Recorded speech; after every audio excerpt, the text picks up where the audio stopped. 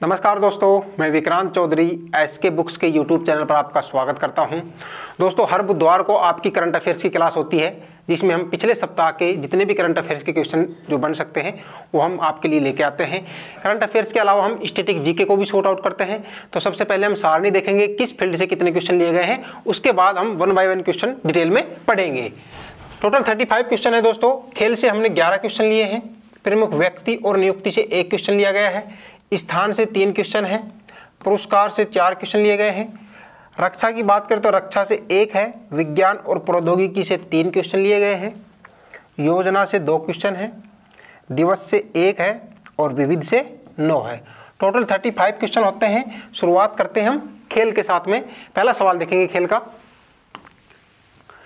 हाल ही में महिला Asia hockey champion trophy 2024 का खिताब किसने जीता है? महिला एशियाई हॉकी चैंपियन ट्रॉफी 2024 का खिताब। ए है चीन, बी है भारत, सी है दक्षिणी कोरिया और डी है मलेशिया। तो किसने जीता है? अपने देश ने, भारत ने। क्लियर है? अब देखते हैं भारतीय महिला हॉकी टीम ने चीन को, किसको हराया है?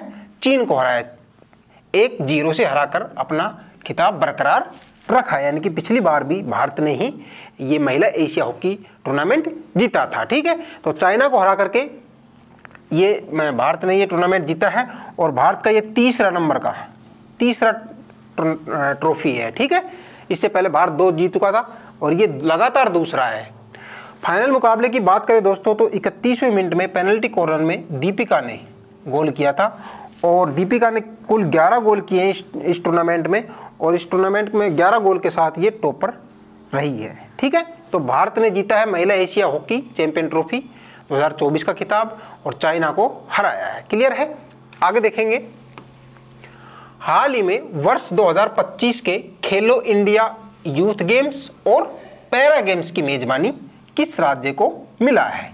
ए है उत्तर प्रदेश, बी है बिहार, सी है गोवा और डी है असम। जो 2025 में जो खेलो इंडिया यूथ गेम्स और पैरा गेम्स होंगे वो कहाँ होंगे? बिहार में। तो बिहार राज्य को इसकी मेजबानी मिल गई है। क्लियर है? आगे देखते हैं। हाल ही में आईपीएल 2025 के लिए मेगा ऑक्शन का आयोजन कहाँ किया गया? यानी कि खिलाड़ियों की जो नीलामी हुई थी वो कहाँ पर हुई थी? ए है सिंगापुर, बी है भारत, सी है सऊदी अरब और डी है साउथ अफ्रीका। तो कहाँ पर हुई थी? सऊदी अरब में। 24 और 25 नवंबर को सऊदी अरब के जेदा के आबादी अल जोहर एरिना में इसका आयोजन किया गया था और टोटल 182 खिलाड़ियों पर बोली लगी थी। 182 खिलाड़ियों को खरीदा गया है। तो क्लियर है, सऊदी अरब में इसका मेगा ऑक्शन का आयोजन किया गया था। आगे देखेंगे। हाल ही में आईपीएल नीलामी में खरीदे गए अब तक के सबसे महंगे खिलाड़ी कौन बने हैं? ए है ऋषभ पंत, बी है पैट कमिंस, सी है श्रेयस अय्यर और डी है वेंकटेश अय्यर। तो आईपीएल में की जो नीलामी हुई है उसमें अब तक के सबसे महंगे खिलाड़ी कौन बने हैं? ऋषभ पंत। कौन है ऋषभ पंत? भारत के ये विकेट कीपर बल्लेबाज है ऋषभ पंत, जिनको 27 करोड़ में किसने खरीदा है? लखनऊ सुपर जॉयंट्स ने खरीदा है और ये आईपीएल इतिहास में सबसे महंगे खिलाड़ी बन गए हैं। और दूसरे सबसे महंगे खिलाड़ी की बात की जाए दोस्तों तो श्रेयस अय्यर हैं, जिनको 26.75 करोड़ में पंजाब की टीम ने खरीदा है। ठीक है, आगे देखते हैं। हाल ही में आईपीएल नीलामी में खरीदे गए आईपीएल इतिहास का अब तक का सबसे युवा खिलाड़ी कौन बना है? ए है युद्धवीर सिंह चरक, बी है वैभव सूर्यवंशी, सी ऑप्शन है कवेना मफाका और डी है कुणाल राठौड़। यानी कि आईपीएल नीलामी में अब तक के सबसे युवा जो खिलाड़ी बने हैं वो कौन बने हैं?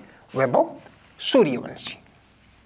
वैभव सूर्यवंशी जो है वो 13 साल 242 दिन के हैं, यानी 14 साल से भी कम इनकी एज है और ये बिहार के रहने वाले, बिहार के समस्तीपुर जिले के हैं। ठीक है, और वैभव सूर्यवंशी को किसने खरीदा है? राजस्थान रॉयल ने खरीदा है 1.10 करोड़ रुपए में। क्लियर है? और इन्होंने 12 साल 284 दिन की उम्र में ही फर्स्ट क्लास क्रिकेट में पदार्पण कर ये भी रिकॉर्ड बनाया था। तो आईपीएल इतिहास में सबसे युवा जो खिलाड़ी बने हैं अब तक वो कौन बने हैं? वैभव सूर्यवंशी, जिनकी एज 13 साल 242 दिन है और वो राजस्थान रॉयल्स ने उनको 1 करोड़ 10 लाख रुपए में खरीदा है। क्लियर है? देख सकते हैं बच्चा ये। आगे देखेंगे।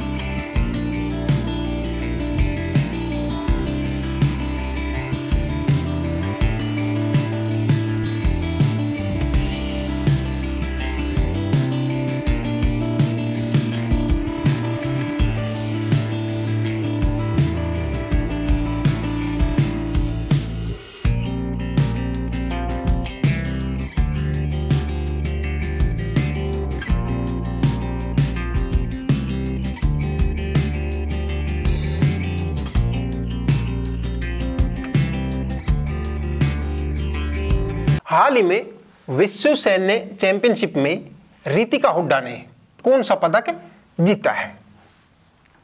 ए है कांस्य, बी है रजत, सी है स्वर्ण और डी है इनमें से कोई नहीं।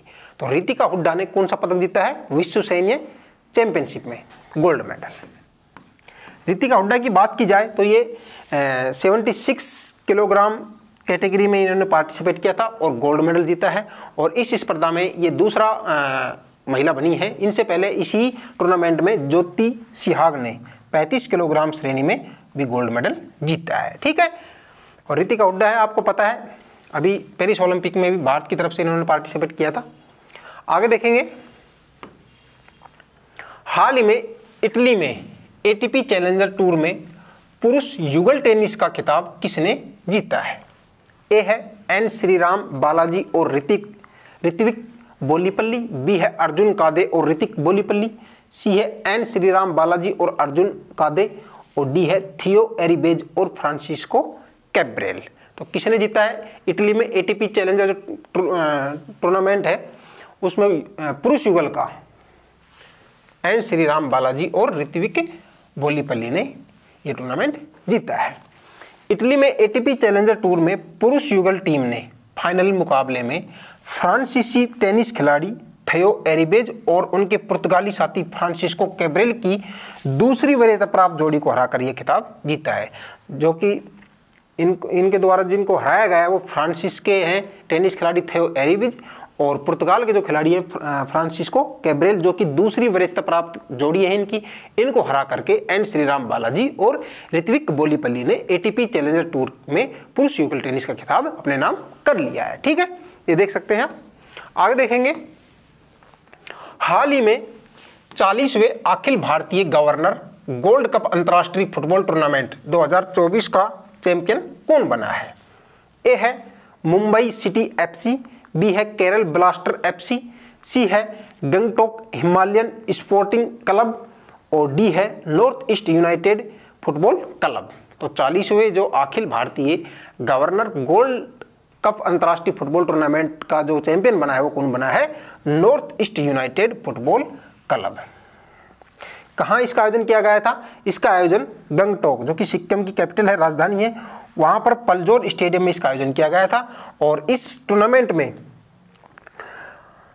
North east United football club ने गंगटोक हिमालयन स्पोर्टिंग क्लब को 4-3 से पेनल्टी शूट आउट में हरा करके ये टूर्नामेंट अपने नाम कर लिया है। क्लियर है? आगे देखते हैं, हाल ही में चाइना मास्टर्स 2024 में पुरुष एकल का खिताब किसने जीता है?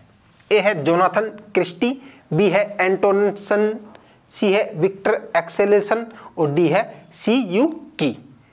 तो किसने जीता है चाइना मास्टर्स 2024 का खिताब?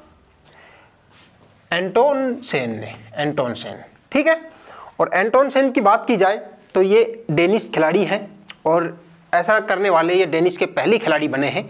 और इसके जो टूर्नामेंट की बात की जाए चाइना मास्टर्स की, तो इस टूर्नामेंट का आयोजन कहाँ किया गया था? शेनजिन चाइना में इसका आयोजन किया गया था, जिसमें एंडर्स एंटोन सेन ने इंडोनेशिया के जो जोनाथन क्रिस्टी है इसको हरा करके ये चाइना मास्टर्स 2024 का खिताब जीता है। और ऐसा करने वाले ये पहले डेनिश खिलाड़ी बन गए हैं। क्लियर है? आगे देखते हैं, हाल ही में डेविस कप 2024 का खिताब किसने जीता है? ए है रूस, बी है स्विट्जरलैंड, सी है इटली और डी है नीदरलैंड। तो डेविस कप की बात की जाए तो टेनिस का टूर्नामेंट है, ये किसने जीता है? इटली ने। टेनिस का वर्ल्ड कप कहे जाने वाला, टेनिस का वर्ल्ड कप कहा जाता है इसको, डेविस कप को। इस टूर्नामेंट को वर्ल्ड के जो नंबर 1 टेनिस खिलाड़ी कौन है? जेनिक सिन्नर। और किस टीम से खेलते हैं ये? इटली से। और इन्होंने लगातार दूसरे साल डेविस कप का टाइटल अपने नाम कर लिया है। किसको हरा करके? नीदरलैंड को 2-0 से हरा करके। पिछली साल जो हुआ था उसमें भी इटली ने ही इस टूर्नामेंट पर कब्जा किया था और इस साल भी इटली के द्वारा ये टूर्नामेंट जीता गया है। इस बार नीदरलैंड को 2-0 से हरा करके ये टूर्नामेंट अपने नाम कर लिया है। क्लियर है? आगे देखेंगे,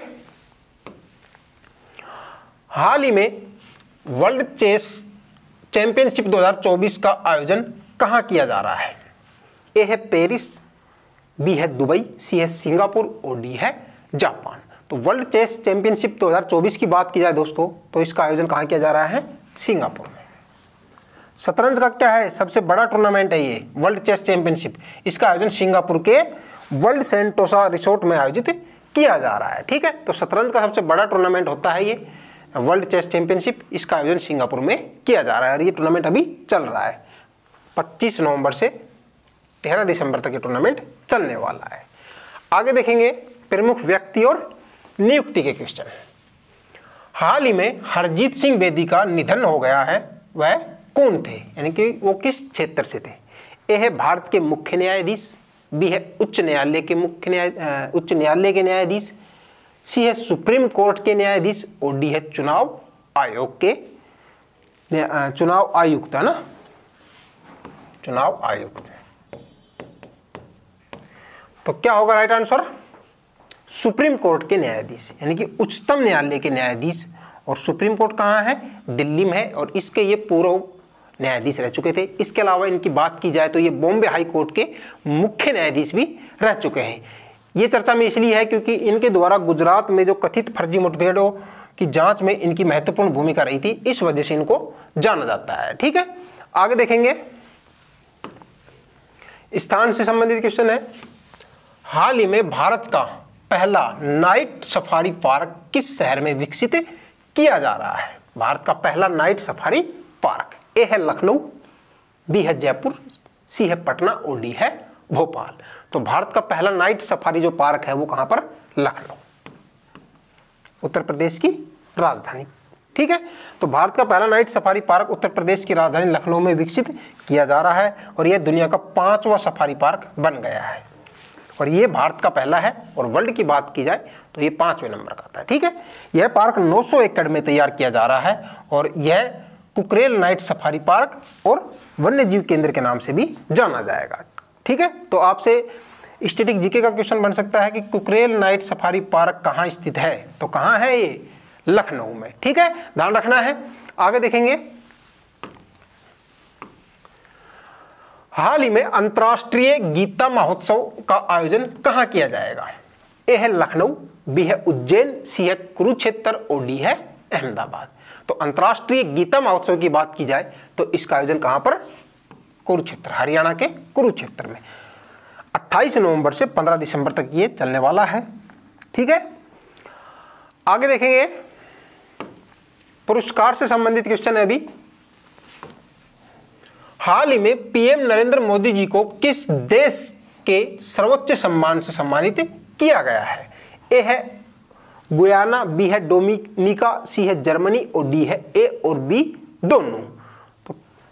तो नरेंद्र मोदी जी को गुयाना और डोमिनिका, कुछ दिन पहले अभी ये 3 देशों की यात्रा पर थे, नाइजीरिया, गुयाना और डोमिनिका। तो नाइजीरिया का जो क्वेश्चन था वो मैंने आपको पिछली क्लास में पढ़ा दिया था और अभी ये गुयाना और डोमिनिका का है। इनके द्वारा भी देश का जो सर्वोच्च सम्मान है इससे सम्मानित किया गया है अपने प्रधानमंत्री नरेंद्र मोदी जी को। तो डोमिनिका की राष्ट्रपति सिलेवेनी बर्टन है, इनके द्वारा देश का जो सर्वोच्च सम्मान है डोमिनिका अवार्ड ऑफ ऑनर से सम्मानित किया गया है। साथ ही बात की जाए गुयाना के, तो गुयाना के राष्ट्रपति इरफान अली हैं और इनके द्वारा जो इनका सर्वोच्च सम्मान है वो क्या है? ऑर्डर ऑफ एक्सीलेंस, इससे सम्मानित किया गया है। और नाइजीरिया का जो क्वेश्चन है वो मैंने आपको पिछली क्लास में पढ़ा दिया था। ठीक है, पीएम मोदी को कोविड-19 महामारी के दौरान उनके महत्वपूर्ण योगदान और भारत व कैरिबियाई देशों के बीच संबंध मजबूत करने के उनके प्रयासों के लिए गुयाना और डोमिनिका द्वारा प्रतिष्ठित पुरस्कार से सम्मानित किया गया है। क्लियर है? आगे देखेंगे हाल ही में भारत की किस सार्वजनिक क्षेत्र की कंपनी को प्रतिष्ठित ग्रीन वर्ल्ड अवार्ड 2024 से सम्मानित किया गया है? ए है नाबार्ड, बी है कोल इंडिया लिमिटेड, सी है steel authority of India limited और डी है भारत हैवी इलेक्ट्रिकल्स लिमिटेड। तो सार्वजनिक क्षेत्र की जो कंपनी है जिसको ग्रीन वर्ल्ड अवार्ड 2024 से सम्मानित किया गया वो कौन सी है? कोल इंडिया लिमिटेड को। क्लियर है? आगे देखेंगे हाल ही में मिस चार्म इंडिया 2024 का खिताब किसने जीता है? ए है सुरभि सिंह, बी है शिवांगी देसाई, सी है रेचल गुप्ता और डी है निकिता पोरवाल। तो मिस चार्म इंडिया 2024 की बात करें दोस्तों तो शिवांगी देसाई है, उनको ये खिताब मिला है। और शिवांगी देसाई की बात की जाए दोस्तों तो जो अभी वियतनाम में दिसंबर माह में जो वियतनाम में आयोजित होने वाला मिस चार्म में ये भारत का प्रतिनिधित्व करने वाली है। मिस चार्म इंडिया बनी है शिवांगी देसाई, जो कि अब जो दिसंबर माह में जो वियतनाम में मिस चार्म 2024 का आयोजन होगा उसमें भारत का प्रतिनिधित्व करने वाली है। ठीक है, आगे देखते हैं। हाल ही में प्रधानमंत्री नरेंद्र मोदी जी को विश्व शांति पुरस्कार किस देश द्वारा प्रदान किया गया है? ए है जापान, बी है इजराइल, सी है अमेरिका और डी है रूस। तो किस देश ने सम्मानित किया है?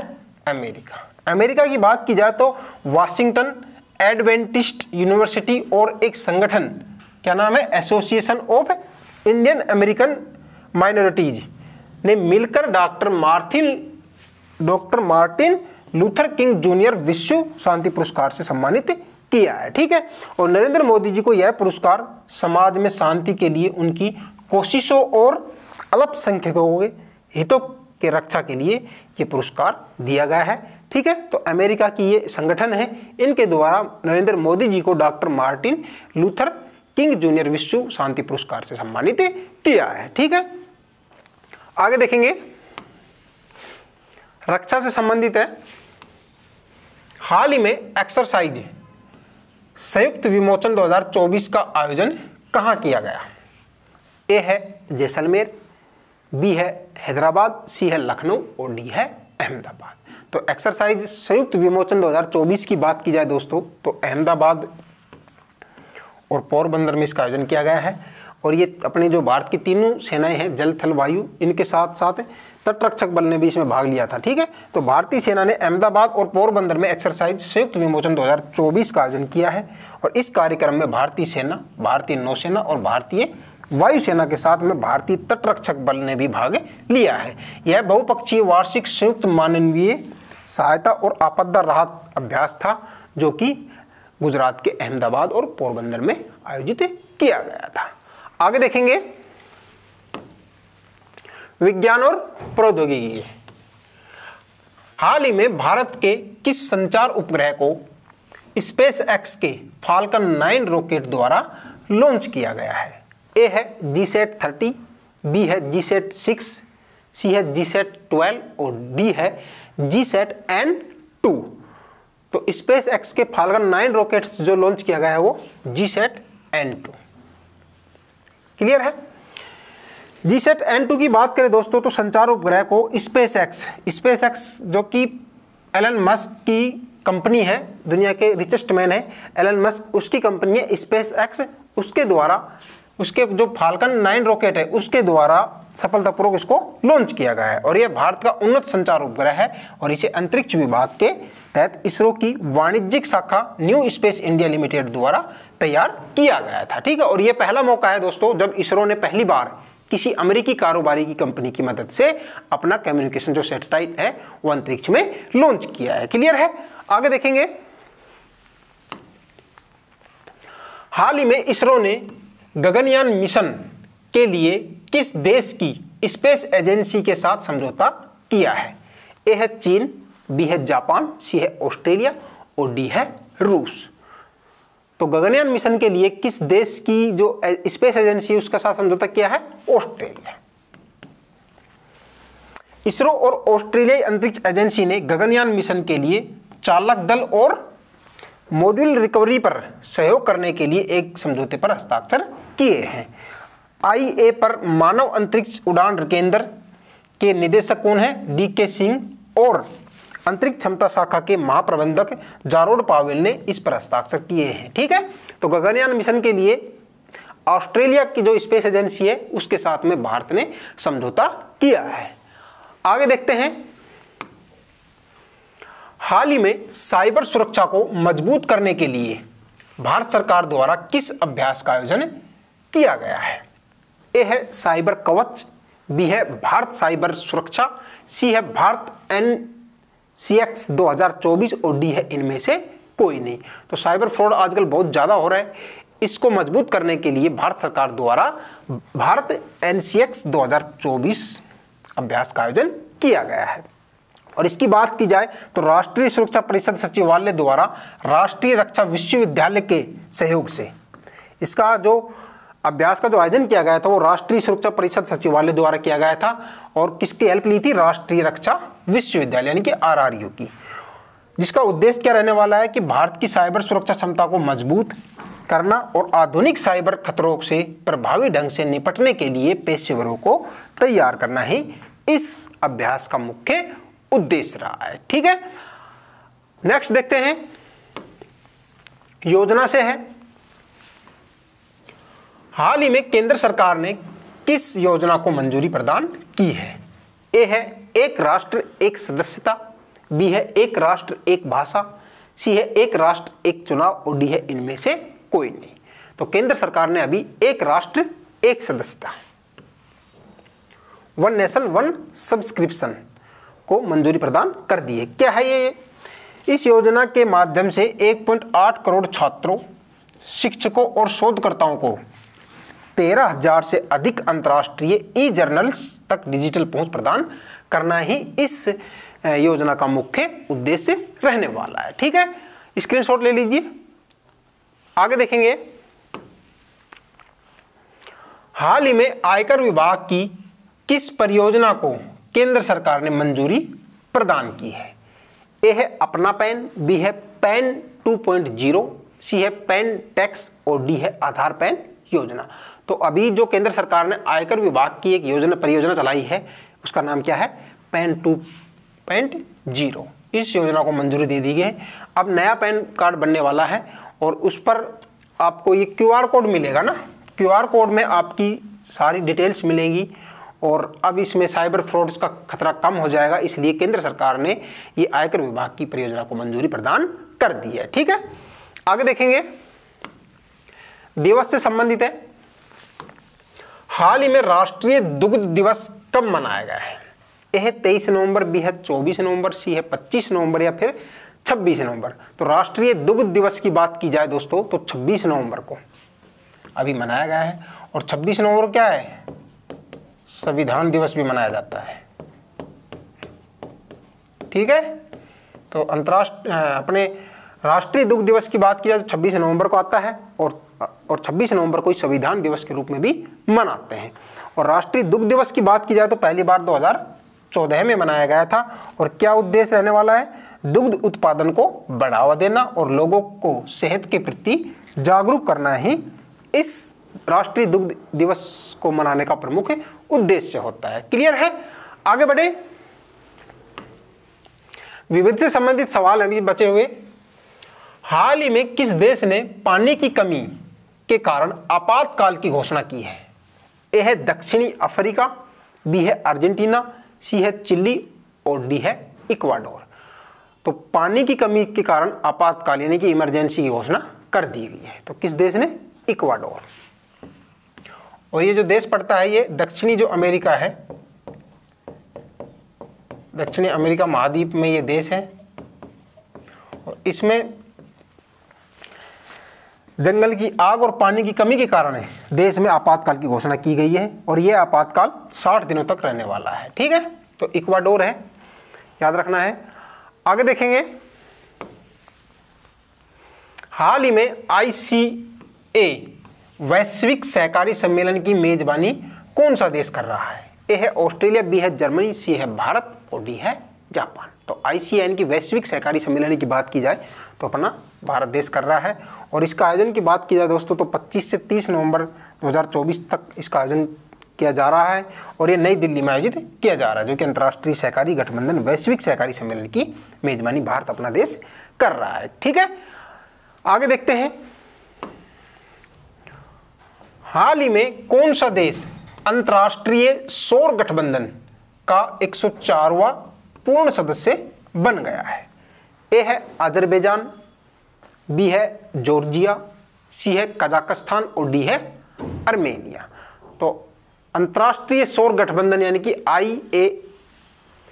ISA की बात की जाए तो आर्मेनिया आर्मेनिया इसका 104वां सदस्य देश बन गया है।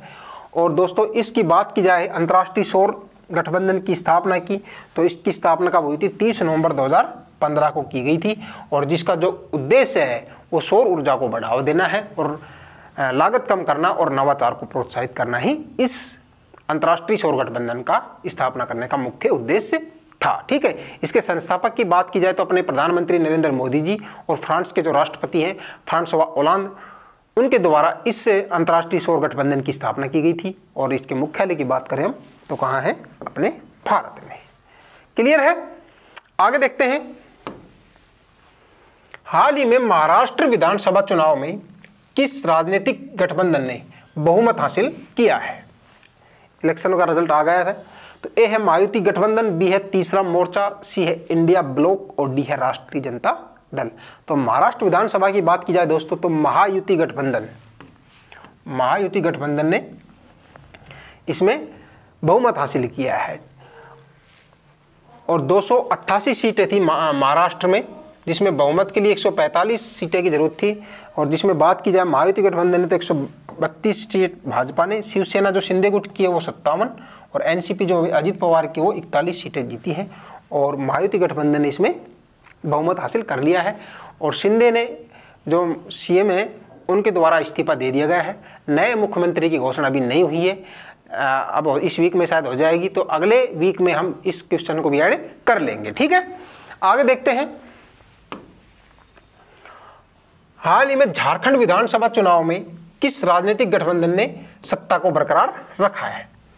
ए है महायुति गठबंधन, बी है भाजपा गठबंधन, सी है इंडिया ब्लॉक और डी है राष्ट्रीय जनता दल। तो किसने? इंडिया ब्लॉक ने। कितनी सीटें थी? 81। बहुमत में 41 सीटें चाहिए थी, जो कि इंडिया ब्लॉक है उसने कंटिन्यू रखा है। सोरेन साहब फिर से चीफ मिनिस्टर बनने वाले हैं। ठीक है, अभी शपथ समारोह नहीं हुआ है उनका, नेक्स्ट क्लास में इसको भी ऐड कर लेंगे। हाल ही में अरुणाचल रंग महोत्सव 2024 के लिए किसे राजदूत नियुक्त किया गया है?